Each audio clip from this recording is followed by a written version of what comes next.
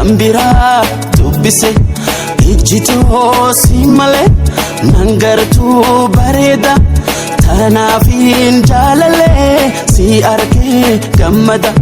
tanaafin jaalalee si argee gammada numaan harkadhee amma numaan harkadhee amma numaan harkadhee amma numaan harkadhee amma Alamala fi Rabbiin bifaan si tolchee abbaan kee gaarii lakkoon silaan si dhalchee anaaf si jidduu dhufan dabalaa dadhabde gargar nu baasu gufuun jaalalaa namni ma dhabasa hirriba nam gargar baasu fi dadhaba namni ma dhabasa hirriba nam gargar baasu fi dadhaba ana khansi bare gama kan ke gore maltu sandarare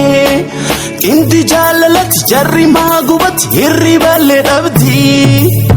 hina fanduku baqalbiti hina fanduku baqalbiti hina fanduku baqalbiti hina fanduku baqalbiti akawan milkidaf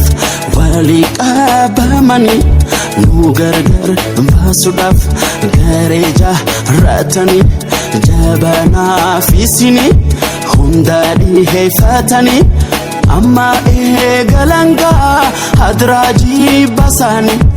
akadur dibine isanga ragumna jalala digudaf kudon kayosani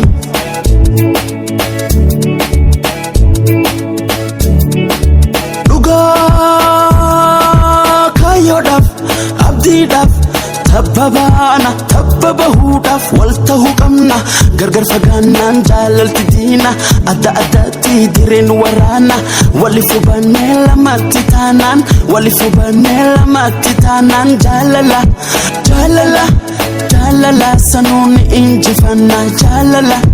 jaalala jaalala sanuun injifanna namni ma dhabasa hirriba nam gargar baasu fi dadhaba namni ma dhabasa hirriba nam gargar baasu fi dadhaba ana khansi bare gama kan ke gore maltu sandarare indi jalalat jarri magubat hirriba le dabdi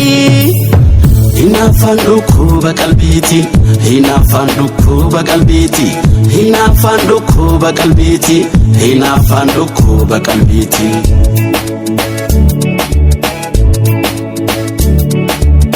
Fatala.